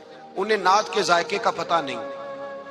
نعت تعریف مصطفیٰ ہے، اور جب محبوب کی تعریف ہوتی ہے تو دل مچل جایا کرتے ہیں۔ بھئی محبت مصطفیٰ پیدا کریں، ان جگہوں پہ بیٹھے جہاں سے رسول اللہ کا پیار ملتا ہے، صحابہ کرام نے ہر چیز سے بڑھ کر رسول پاک سے پیار کیا، ہر چیز سے بڑھ کر بھلا دی دنیا ساری انہوں نے، لیکن رسول پاک سید عالم صلی اللہ علیہ وسلم کا پیار انہوں نے اپنے دل سے نہیں بلایا، اپنی اولادیں لا کے حضور کی خدمت میں پیش کر دی، اپنے بچے لا کر پیش کر۔ حضرت عائشہ صدیقہ رضی اللہ تعالیٰ عنہ فرماتی ہیں ساری زندگی ابو بکر صدیق نے ڈانٹا نہیں، میرا باپ رفیق تھا، شفیق تھا، مہربان تھے، کوئی کبھی انہوں نے سخت گھورا بھی نہیں ہماری طرف۔ لیکن کہتے ہیں ایک دن میں حضور کے ساتھ گفتگو کر رہی تھی، بچی تھی، میری آواز ذرا بلند ہوئی تو کہتے ہیں جناب ابو بکر صدیق رضی اللہ تعالیٰ عنہ باہر سے دوڑے آئے، اندر آئے اور حضرت ابو بکر نے تھپڑ اٹھایا، میرے منہ پہ مارنے لگے، حضور آگے بڑھے، بچایا۔ میں نے کہا ابا جی آپ نے تو گھورا بھی کبھی نہیں، یہ کیا ہوا؟ حضرت جناب عائشہ صدیقہ کہتے ہیں ابو بکر صدیق رو پڑے، کہنے لگے عائشہ میرے اوپر سے پہاڑ بھی گزر جائیں تو مجھے تکلیف نہیں ہوتی، اور میرے مصطفیٰ کے سامنے کوئی اونچا بولے بھی تو میرا دل ٹوٹ جاتا ہے۔ خبردار، حضور سید عالم، حضرت عمر کا زمانہ تھا، کچھ لوگ آئے کہیں اور کے رہنے والے، مسجد نبوی میں اونچی آواز میں بولنے لگے، اونچی آواز میں باتیں کرنے لگے۔ حضرت عمر نے بلایا، فرمایا ادھر آؤ، کون ہو، کہاں سے آئے ہو؟ کہنے لگے کوئی شام کا ہے، کوئی کسی ملک کا ہے۔ آپ فرمانے لگے تمہیں پتا نہیں یہ روضہ رسول ہے؟ تمہیں پتا نہیں یہ حضور کی مسجد ہے؟ لا ترفعوا اصواتکم فوق صوت النبی، تمہیں خبر نہیں تم کہاں آئے ہو؟ فرمایا اگر تم مدینے کے رہنے والے ہوتے میں تمہیں دروں سے مارتا، تمہیں سزا دیتا۔ تمہیں ادب رسول کا نہیں پتا، تمہیں رسول اللہ صلی اللہ علیہ وسلم کے طریقے کا نہیں پتا۔ ایک لفظ اور بیان کیا جاتا ہے، کہتے ہیں جی پیار ہم بھی کرتے ہیں پر وہ والا جو نبی پاک نے کہا ہے۔ کون سا؟ جو حضور نے، جس کا نبی پاک نے حکم دیا ہے۔ کون سا پیار کرتے ہیں؟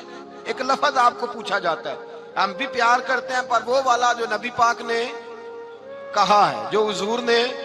کہتے ہیں یہ جو تم کہہ رہے ہو یہ حضور نے کیا نہیں، کہا نہیں۔ نبی پاک صلی اللہ علیہ وسلم کے وجود سے خون نکلا، حضور نے حضرت عبداللہ بن زبیر سے کہا ٹھکانے لگا دو، جاؤ ٹھکانے لگا دو، ایسی جگہ لگاؤ جہاں کسی کی نظر نہ پڑے، خون بہتا ہوا خون حرام ہے، قرآن پاک نے بیان کیا ہے۔ کہا ٹھکانے لگا دو۔ حضرت عبداللہ بن زبیر باہر نکلے اور حضور کا جو خون تھا وہ پی گئے۔ حضور نے کہا تھا پی لینا، کیا کہا تھا؟ ٹھکانے لگا دو، پی گئے۔ واپس آئے تو مصطفیٰ نے فرمایا کہاں ٹھکانے لگایا؟ کہا یا رسول اللہ ایسی جگہ جہاں کسی کی نظر نہیں پڑے گی، ایسی جگہ جہاں کسی کی نظر نہیں پڑے گی۔ حضور نے فرمایا پی گئے ہو؟ کہا حضور پی گیا ہوں۔ فرمایا جاؤ نبی کا وعدہ ہے تمہارے وجود کو جہنم کی آگ چھوئے گی بھی نہیں۔ ہم وہ والا پیار کرتے ہیں جو حضور نے کہا ہے۔ حضرت ام ایمن نبی پاک کی دائی تھی، حضور کی رضائی والدہ تھی، سرکار کی طبیعت مبارک علیل ہوئی تو حضور نے نا، ویسے نبی پاک جب پخانہ کرتے تھے نا تو حضرت عائشہ صدیقہ فرماتی ہیں حضور کے پخانے سے کستوری سے بھی زیادہ خوشبو آیا کرتی۔ اور آپ حضرت انس بن مالک فرماتے ہیں حضور کھیتوں میں پخانے کے لیے جاتے، میں ساتھ جاتا، جہاں نبی پاک صلی اللہ علیہ وسلم پخانہ کرتے میں وہاں جا کے دیکھتا تو کوئی شے نہ ہوتی۔ میں کہتا ہوں حضور کہاں گیا؟ اللہ کے رسول فرماتے جب میں پخانہ کرتا ہوں تو زمین کھل جاتی ہے، میرا پخانہ اندر سمو لیتی ہے۔ حضور کے پخانے اور پیشاب سے کستوری کی خوشبو آتی تھی، کستوری کی خوشبو آتی تھی۔ ویکھنوں تے ساڈے ورگا ہے پر اسی کدوں اس مول دے، آزم و ورشاں تے پھردا ہے اسی وچ گلیاں دے رول دے۔ لوگ تو کہہ دیتے ہیں نا 2 منٹ لگاتے ہیں، کوئی بشر آکھے کوئی نور آکھے، پیندا ہر پاسے ہوئی شور ڈٹھا، اللہ والے گل ہی مکا دیتی تساں ہور ڈٹھا تے اساں ہور ڈٹھا۔ اللہ والے گل ہی مکا دیتی تساں ہور ڈٹھا تے اساں ہور ڈٹھا۔ حضرت ام ایمن